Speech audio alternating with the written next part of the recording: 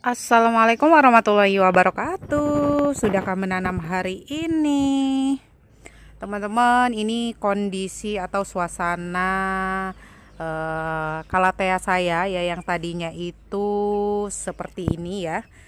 Nah, di beberapa bulan yang lalu berhubung karena kemarau ya, panasnya juga bisa mencapai 38 derajat Celcius ya kalau tengah hari. Jadi banyak yang gosong atau banyak yang daunnya itu terbakar.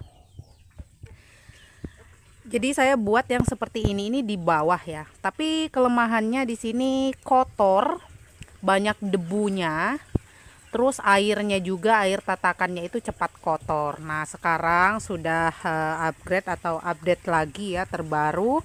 Ini sudah buat rak-rakan lagi ya, kembali seperti semula. Perbedaannya kalau yang dulu itu nggak menggunakan tatakan seperti ini. Kalau untuk saat ini menggunakan tatakan ya. Barangkali ada teman-teman yang lagi cari inspirasi. Ini saya menggunakan tatakan, dan air tatakannya ini hanya menggunakan AB mix juga bisa, menggunakan harmonik juga bisa, menggunakan B1 juga bisa. Dan untuk daun dan penyiramannya itu teman-teman bisa lakukan spray halus aja seminggu sekali, dan jangan dilakukan siram ya, karena ini untuk bagian bawahnya itu sudah ada airnya ya. Nah, lalu untuk teman-teman yang ada rasa khawatir atau takut, Kak, kalau pakai sistem yang seperti ini semi ya, semi hidroponik seperti ini yang menggunakan tatakan seperti ini.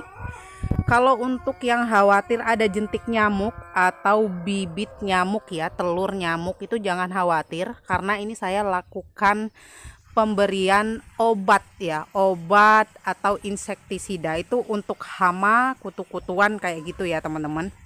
Nah, jadi aman. Jadi kalau yang tanya ada jentik nyamuknya, enggak Kak, insya Allah aman dan tidak ada jentik nyamuknya, selama teman-teman juga bisa lakukan seperti saya, itu pemberian insektisida. Itu bisa dilakukan sebulan sekali. Lalu Kak, apakah tidak busuk akar? Nah, di sini saya juga mau informasi untuk teman-teman yang tanya, Kak, busuk akar atau tidak? Insya Allah tidak, selama teman-teman menggunakan medianya itu poros atau gembur. Nah, di sini saya menggunakan media tanamnya itu hanya menggunakan cacahan daun bambu yang sudah difermentasi dan juga sekam fermentasi. Nah, yang tanya sekam fermentasi itu yang seperti apa atau sekam itu yang bagaimana, adalah kulit padi. Teman-teman bisa juga menggunakan batang-batang padi itu ya. Pokoknya ini saya tidak menggunakan tanah ya, sedikit pun tidak menggunakan tanah. Nah, ini kurang lebih seperti ini. Nah, ini bicara tadi kelemahan atau kekurangan dari yang di bawah seperti ini ya. Yang di bawah seperti ini cepat kotor. Kalau yang di rak-rakan seperti ini insya Allah dia bersih ya, atau sehat. Lalu kelebihan apa lagi, teman-teman nggak harus siram, sering-sering siram ya. Jadi teman-teman bisa lakukan penyiraman itu dengan cara memberi air tatakan atau air nutrisi itu ketika si airnya ini sudah habis saja. Ketika sudah mulai surut, karena otomatis nanti ada penguapan, diserap juga oleh media tanam ya. Nah, ini terlihat kering seperti ini, tapi dalamnya itu basah sebenarnya ya teman-teman. Nah, seperti itu. Untuk penyiraman bisa lakukan seperti ini ya. Jadi yang diisi itu bagian tatakannya saja.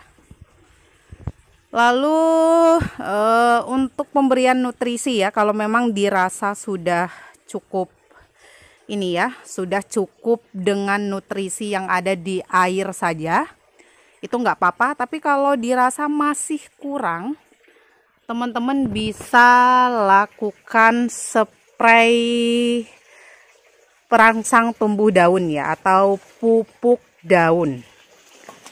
Nah, ini juga ya, ini sama seperti info di sebelumnya. Ini jauh dari pagar ya, jauh dari pagar atau jauh dari tembok. Kalau ya pakai tembok, kalau jauh dari tembok itu tujuannya supaya tidak terlalu panas atau tidak penguapan tinggi ya. Biasanya kalau dekat dengan tembok itu nanti akan mudah pantulan cahaya itu mengenai daun itu gosong ya.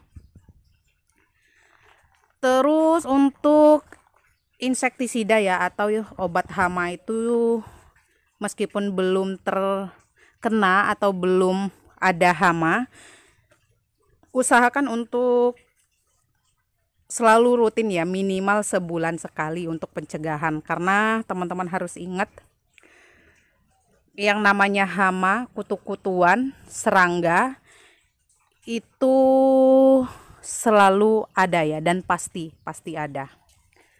Nah ini ya, ini kurang lebih updatean untuk hari ini, dan alhamdulillah ini sudah mulai rapih lagi ya.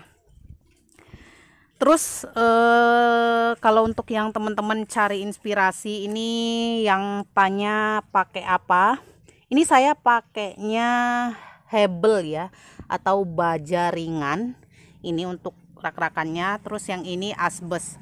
Kalau teman-teman belum terlanjur kayak saya, ini karena saya pakai asbesnya itu yang bergelombang seperti ini ya.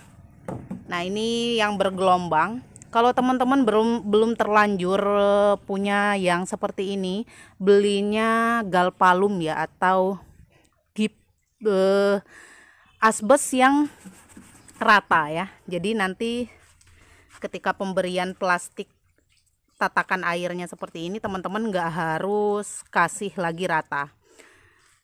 Nah kalau saya karena sudah terlanjur di awal itu tidak pakai sistem yang tatakan seperti ini, hanya menggunakan asbes saja. Jadi asbesnya ini karena bergelombang, ini saya kasih sekam ya, sekam atau kulit padi ya. Jadi tujuannya supaya rata nanti ya seperti ini.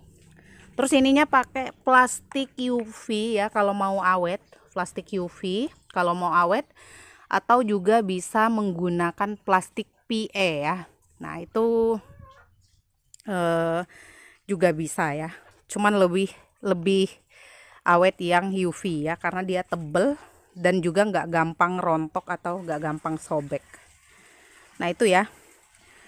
Nah lebih dan kurangnya updatean hari ini, semoga teman-teman suka video dari saya dan semoga jadi inspirasi untuk teman-teman yang di rumah lagi cari modelan-modelan rak-rakan atau lagi cari-cari bagaimana caranya ngerawat calathea itu dengan baik atau dengan bagus ya.